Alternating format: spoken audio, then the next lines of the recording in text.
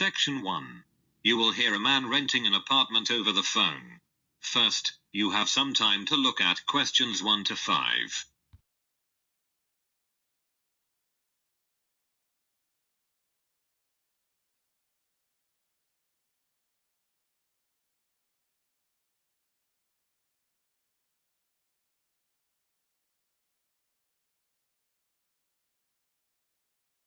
You can see that there is an example that has been done for you. On this occasion only, the conversation relating to this will be played first. Hello, how can I help you? Hello, I want to rent an apartment.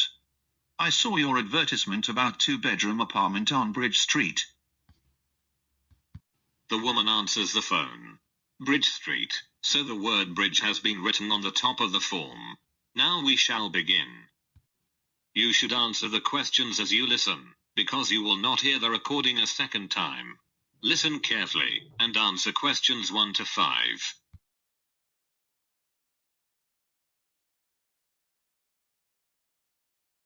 Hello, how can I help you? Hello, I want to rent an apartment. I saw your advertisement about two-bedroom apartment on Bridge Street. Bridge Street 32, that's it? Exactly. But I have a couple of questions. Yes, I'm listening. Does rent include all the utilities, such as gas, electricity, phone, etc.? Yes, sure. You are only responsible to pay the rent. The lease includes cost for such utilities as gas, heat, water, electricity, and phone. Great. And what about the internet? Unfortunately, the internet is not connected. But you shouldn't worry about that. If you wish, you can contact the local providers to set up the connection. Okay. And what kind of public transport is near the apartment?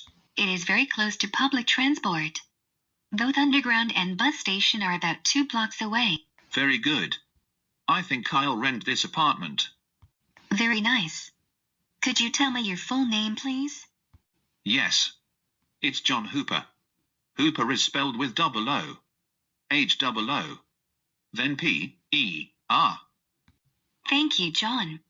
I'm Mary Dixon, and I'll be your apartment manager. Thank you.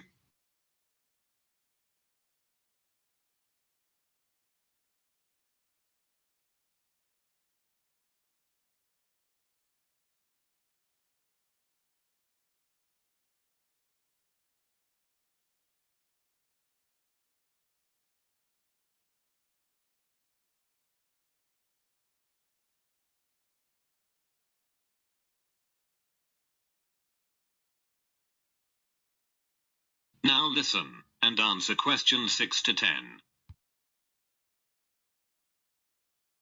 Now, we need to meet to sign a lease agreement. Okay. What documents should I bring? First of all, we require proof of your identity. Then, I can bring my driving license. I'm sorry, but driving licenses are not accepted. Could you bring your passport? Yes, sure. And do you require a tax bill? No, we are not requiring any bills. But you need to present your current employment contract. No problem, I have it. Anything else?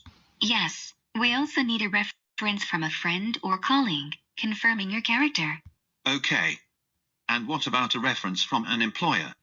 We used to ask tenants for this reference a few years ago. But now we don't need it anymore. As well as your recent payslips, they are not required. Very good. I think I have all the documents. Is it possible to meet you today? Yes. Is 5:30 p.m. convenient for you? Unfortunately, I'm busy until 6 p.m. Then we can meet at 6:30 p.m. Yes, 6:30 is very good for me. I'll be at your office by that time. I think it's better to meet directly at your future apartment, because we'll anyway make a visit. Oh, you're right.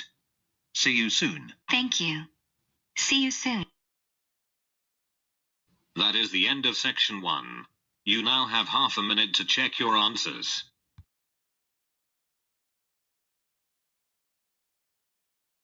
Section 2. You will hear the information about tickets to one of the royal palaces in London. First, you have some time to look at questions 11 to 16.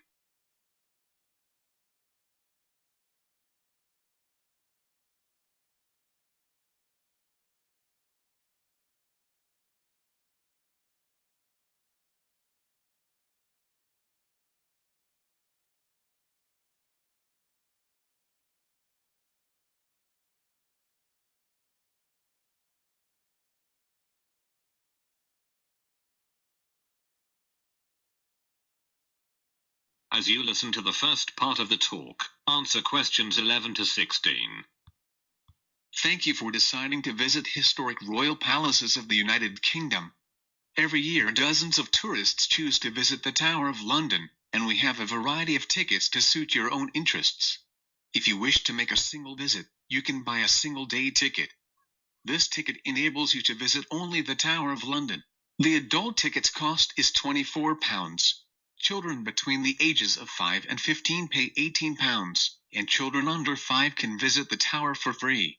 For full-time students, 16 years and over, and disabled visitors, we offer a reduced tariff. If you have a reduced tariff, you pay only £19. And if you're going to make a visit with your family, it's a good idea to get a family ticket. The family ticket enables you to visit the tower and one other royal palace during one day. It costs £55 and can be used by up to 2 adults and 3 children. For permanent visitors, we offer an annual membership. The annual membership provides you unlimited entry to any 5 royal palaces and costs £107 for both adults and children over 5 years.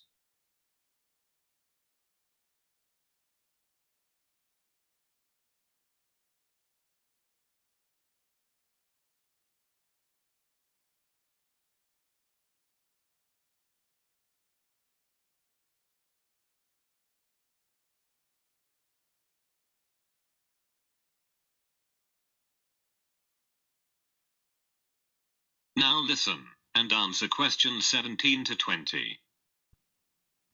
If you can't wait to visit these famous historical places, and have already chosen your ticket type, then it's time to order tickets. The first and the easiest way is to buy your tickets online. To do this, you should visit our site and select a date, then make a payment. Make sure that after the payment is completed, you receive a confirmation email of your booking. The second way is to book your tickets by telephone. However, you have to pay an additional fee when ordering tickets over the phone. Plus, telephone bookings are not available during the weekends and holidays. So this option is not very convenient. And if you don't want to plan your visit in advance, there is a third option for you. You can simply purchase the tickets in person on the day of your visit. There are plenty of ticket kiosks near the Tower of London and other royal palaces. I hope that you'll enjoy your visit. That is the end of section 2. You now have half a minute to check your answers.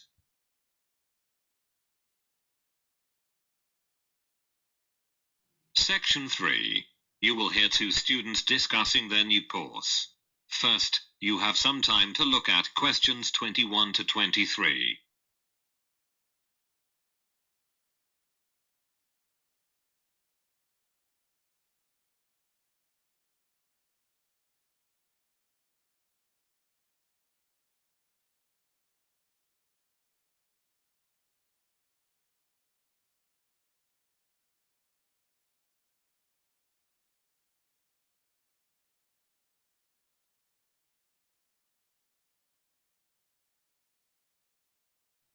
As you listen to the first part of the conversation, answer questions 21 to 23.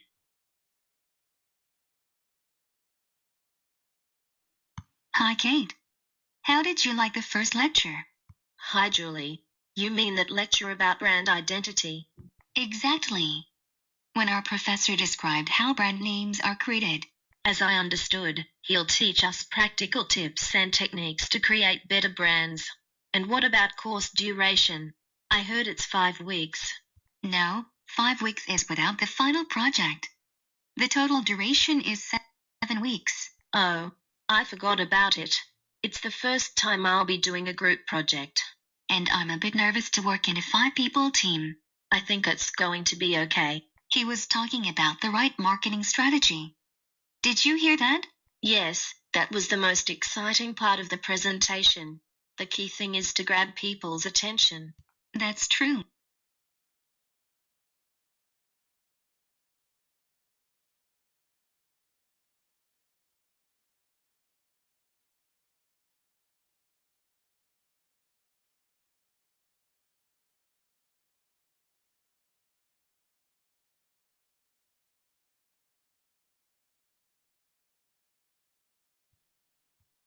Now listen, and answer questions 24 to 30.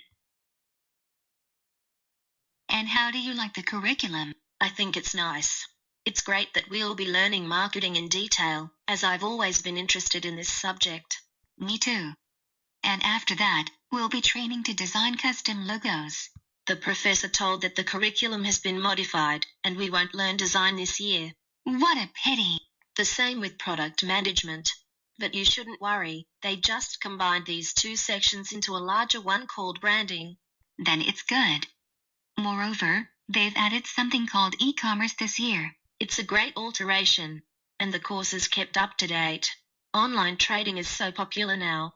And after that, we'll learn advertising. Yes, and also analytics. Really? Won't analytics be replaced with customer attraction? Yes, you're right. I forgot about that. I think that's all. The professor also teaches a course called Business Strategies. So, we may take his other course next year. Dear. And where is the next lecture? It's in the big classroom on the ground floor. Thanks. You're welcome. Don't forget to take your last week assignment. Okay. Goodbye. Bye. That is the end of section 3. You now have half a minute to check your answers.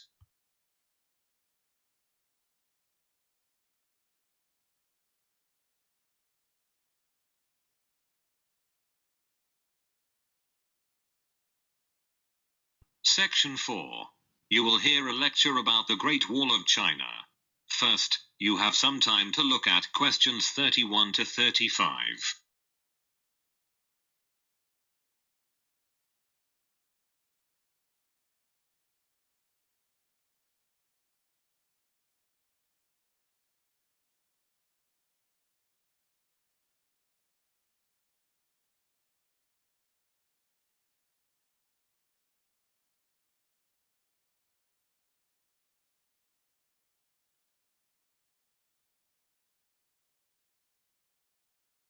Now listen carefully, and answer questions 31 to 35.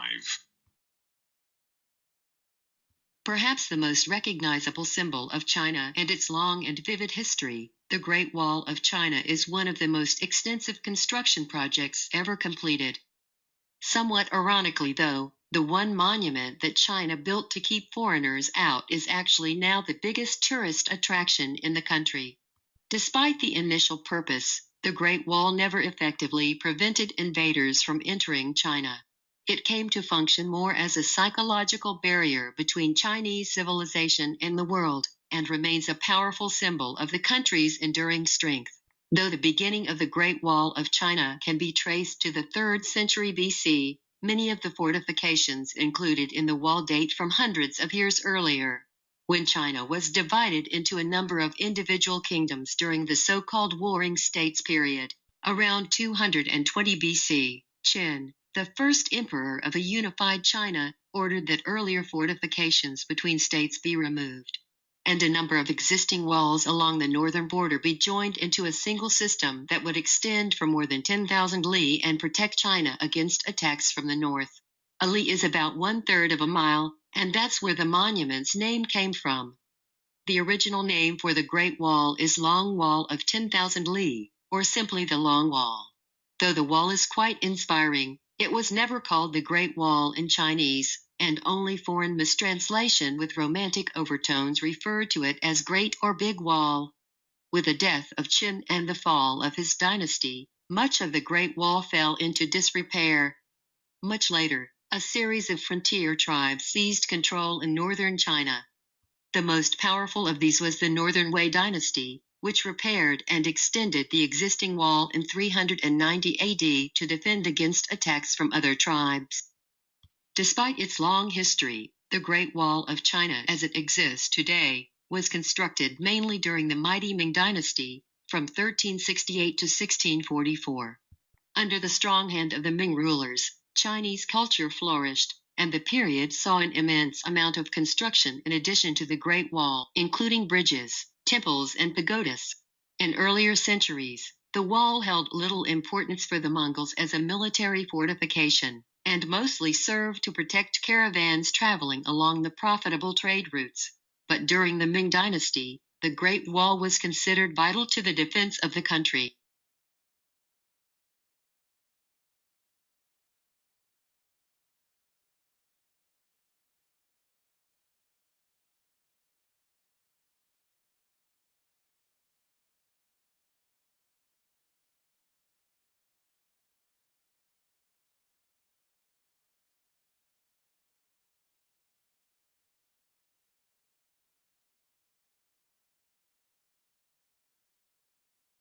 Now listen carefully, and answer questions 36 to 40. Before the use of bricks, the Great Wall was mainly built from stones, wood, and rammed earth. However, during the Ming Dynasty, bricks were heavily used in many areas of the wall. The size and weight of the bricks made them easier to work with than earth and stone, so construction quickened. Additionally, bricks could bear more weight and endure better than earth and wood. But many western sections of the wall are constructed from mud, and thus are more susceptible to erosion. That's why in many locations the Great Wall is in disrepair. A report by the State Administration of Cultural Heritage states that almost a fifth of the wall has totally vanished. In places, the height of the wall has been reduced from more than 5 meters to less than 2 meters. And more than 60 kilometers of the wall in Gansu province may disappear in the next 20 years due to frequent sandstorms. However, the state does its best to preserve and extensively renovate the Chinese wall, which makes a considerable figure upon the terrestrial globe. Due to its imposing sizes, the wall is often believed to be visible from the moon. But it's only a rumor. The width of the Great Wall, viewed from the moon, is about the same as that of a human hair, viewed from 2 miles away. In other words, to see the wall from the moon would require superhuman eyesight. Today, the monument attracts thousands of national and foreign tourists every day. In 1987, UNESCO designated the Great Wall a World Heritage Site. And now the Great Wall is generally recognized as one of the most impressive architectural feats in history. That is the end of section 4. You now have half a minute to check your answers.